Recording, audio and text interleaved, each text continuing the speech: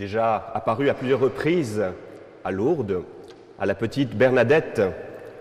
La nouvelle s'est répandue dans toute la région, ce qui fait que un certain nombre de fidèles, de plus en plus nombreux, accourent pour aller rencontrer la voyante, pour admirer la grotte. Pour les autorités ecclésiastiques, c'est un problème. Et donc, on veut s'assurer que la petite Bernadette ne ment pas. Et donc, elle comparaît devant un parterre d'ecclésiastiques qui lui dit « Tu mens, tu es une affabulatrice ». Et pressée par les questions, notamment de l'abbé Fontenot, en 1858, au mois d'août, elle a cette réponse célèbre « Je ne suis pas chargée de vous le faire croire, je suis simplement chargée de vous le dire.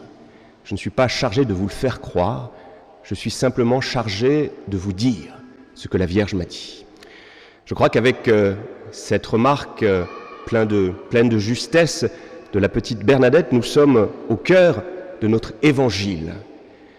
Dans notre évangile, dans ce passage que nous venons d'entendre, nous sommes dans la première partie du récit.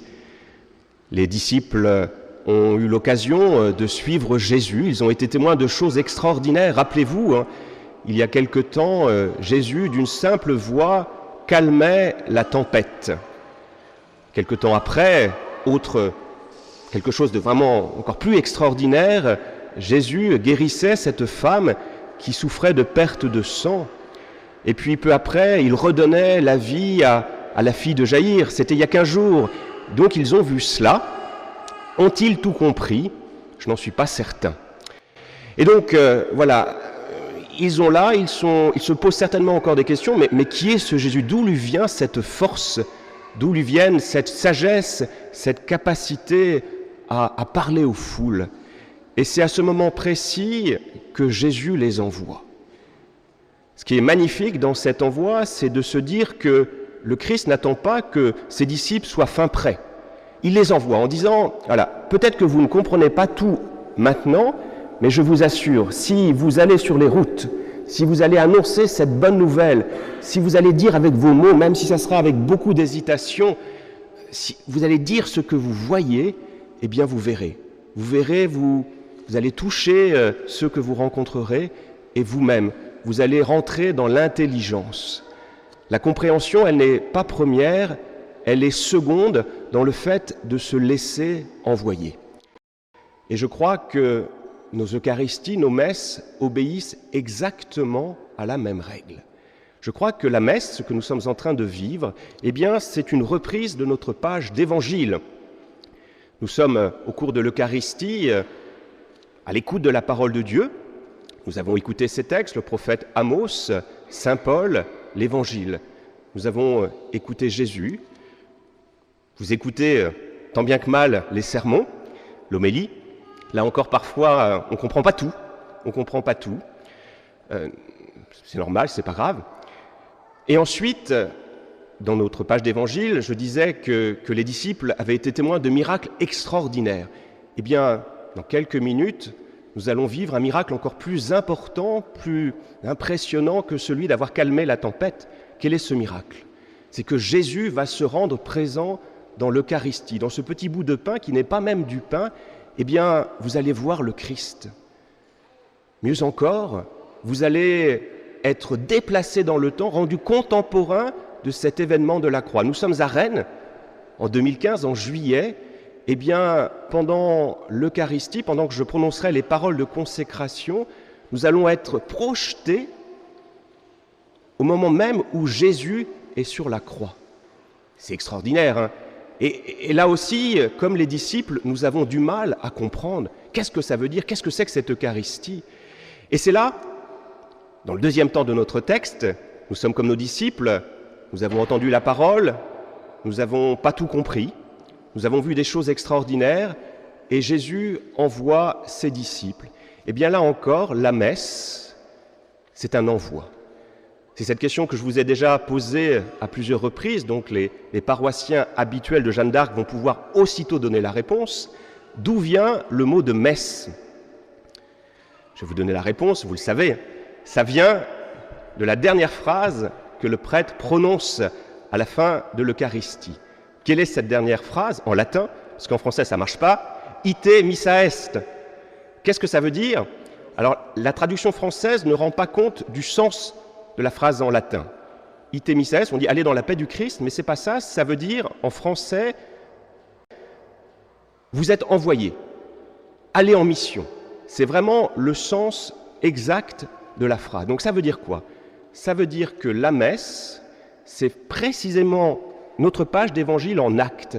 Nous avons entendu, nous avons vu des miracles, nous n'avons pas tout compris, et nous sommes invités à aller sur les routes pour proclamer, pour témoigner ce que nos yeux ont vu, ce que nos oreilles ont entendu. Et je vous assure, quand nous sommes envoyés, nous avons à rejoindre nos frères qui n'ont pas eu la chance d'être à l'Eucharistie, qui n'ont pas la chance de connaître les évangiles. Eh bien, nous sommes là pour leur dire ce que nos yeux ont vu. Et vous verrez, quand on doit expliquer aux autres, quand on se laisse questionner, c'est là qu'on comprend un peu mieux. C'est, j'en suis sûr, l'expérience que font beaucoup de mamans ou de papas qui font la liturgie pour les enfants. C'est merveilleux de faire la liturgie pour les enfants parce que ces enfants ont l'art de poser des questions. Et c'est magnifique parce que quand on pose des questions, on doit y répondre. Et puis les enfants sont curieux, ne se satisfont pas de réponses un peu trop simples, un peu élémentaires, en disant ben voilà, on a toujours fait comme ça. Non, pourquoi? Eh bien, pour comprendre nos textes, pour comprendre la parole de Dieu, il faut se laisser envoyer. Il faut partir. Au cours de la messe, finalement, c'est le Seigneur qui fait tout le travail. Vous êtes confortablement assis. Pour certains, vous pouvez partir dans un demi-sommeil. Vous serez réveillés tout à l'heure pour le credo. Et voilà, l'Eucharistie, vous allez être là, vous serez debout, mais c'est le Seigneur qui fait tout le travail. Pour vous, votre travail commence quand? Eh bien, allez dans la paix du Christ. La mission commence pour vous. Vous avez reçu le Christ, à vous maintenant de le transmettre. Et c'est vrai que la difficulté que nous rencontrons alors, c'est que nous avons du mal à nous laisser envoyer parce que nous craignons parfois de sombrer dans ce qu'on appelle le prosélytisme. Et voilà, quand cette pensée nous survient, il faut se rappeler la petite phrase de Bernadette. Vous n'êtes pas chargé de faire croire, ça c'est le travail de Dieu. Vous êtes juste chargé de le dire. Qu'est-ce que ça veut dire précisément? Ça veut dire que notre travail à nous, chrétiens, c'est d'amener au Christ nos frères, et après, une fois que nos frères sont au pied du Christ ou vers le Christ, c'est au Seigneur de faire tout le travail. La seule chose que nous demande l'Église, la seule chose que nous demande Jésus, c'est que nous soyons témoins pour que nous puissions parler de cette bonne nouvelle, si possible les faire venir dans nos églises, pour qu'ils assistent à l'Eucharistie, pour qu'ils assistent à ce miracle, que le sacrement fasse effet, et c'est à Jésus de travailler. Nous, notre travail, c'est juste amener au Seigneur. Et ça, c'est pas très compliqué. C'est pas très compliqué, sauf que on hésite. Il y a toujours quelque chose qui m'a surpris, et qui me surprend toujours d'ailleurs, c'est que quand nous avons lu un beau roman, quand nous avons vu un film qui nous a plu, on est toujours très heureux d'en parler à nos amis. On leur dit, voilà, j'ai lu ce dernier polar qui est extraordinaire, qui est haletant, donc on en parle très facilement. Pourquoi cela nous est si difficile de parler de l'Évangile, de parler de notre foi? Est-ce à dire que l'Évangile de Marc, l'Évangile de Matthieu est moins passionnant que le dernier Cornélie si vous êtes un adepte de polar? Ben non, pas du tout. C'est qu'il y a un problème. Il y a un problème et voilà, c'est à vous maintenant de travailler, c'est à vous de vous laisser envoyer. Et pour conclure, pour être ainsi envoyé, pour amener au Christ nos frères qui ne le connaissent pas, il y a un chemin tout simple, j'allais dire, mais en fait il n'est pas si simple que ça quand vous allez l'entendre, mais c'est le chemin que nous proposait le pape Saint Jean-Paul II. Saint Jean-Paul II, quand il a forgé cette notion, ce concept de nouvelle évangélisation, il nous a dit comment on parvient à évangéliser. Eh bien, tout simplement en cherchant à devenir des saints. Donc quand on cherche à devenir un saint, eh bien la sainteté, elle est contagieuse. Saint François de Sales avait une très belle image qui va nous permettre de mieux comprendre ce que disait Saint Jean-Paul II. Il disait, Saint François de Sales, il disait l'évangile est comparable à une partition. La vie des saints, c'est la même partition mise en musique.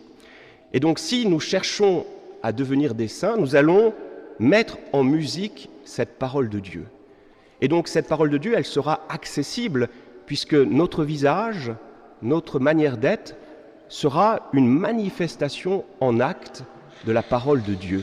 Donc comment témoigner, comment manifester la grandeur de cette parole de Dieu? Eh bien, en étant une parole de Dieu, en étant un évangile vivant. Et ça marche, ça marche. Je lisais récemment un très beau texte de Gandhi qui expliquait à quel point il avait été touché par la figure de Saint Damien de Molokai, vous savez, l'apôtre des lépreux. Et pour Gandhi, ça a été une source d'interrogation, mais d'où vient cette charité? D'où vient cette force? Donc, deuxième invitation, nous laisser envoyer pour témoigner de ce que nous avons vu et apprendre à devenir des saints. Et là, il ne faut pas se tromper, la sainteté, ce n'est pas réservé à une élite, c'est réservé à nous tous. La sainteté, ce n'est pas un état, c'est quelque chose vers lequel on tend. Si vous attendez d'être saint pour témoigner de la bonne nouvelle, eh bien, vous témoignerez jamais. Moi, c'est l'expérience personnelle que j'ai faite avant de devenir dominicain. Je me disais, mais je ne suis pas digne d'être dominicain. Je faisais 2 erreurs. La première, c'est de penser que pour être dominicain, il fallait être un saint. Erreur. La deuxième chose, je pensais que pour être dominicain, il fallait être un intellectuel. Deuxième erreur. Pour être dominicain, pour être envoyé, qu'est-ce qu'il faut? Tout simplement, c'est se laisser envoyer et annoncer l'évangile, témoigner par notre vie. Et on se rend compte, c'est qu'en faisant des choses saintes, en se laissant envoyer, c'est comme cela que l'on devient saint. C'est comme ça qu'on s'approche de la sainteté, en essayant de vivre la parole de Dieu. Vous voyez, la sainteté, ce n'est pas un état, c'est quelque chose qui nous construit, on avance, on essaye, on hésite, on bafouille. Moi, ça a été aussi, quand j'entendais des frères dominicains prêcher, alors que je n'étais pas encore religieux, j'étais toujours impressionné par la qualité du français, c'était merveilleux, ça coulait de source, et je me disais, mais je ne suis pas capable de cela. Et puis un jour, voilà, je me dis, j'y vais avec ce que je suis, c'est pas grave si je fais des fautes de français, c'est pas grave si je bafouille, ce que je perdrais en qualité langagière, je vais peut-être le gagner en véracité, en authenticité. Et là, ce sera vraiment ma conclusion. Il est toujours très émouvant de voir que dans la parole de Dieu, dans l'Évangile, Jésus appelle des hommes et des femmes qui sont un peu brisés par la vie.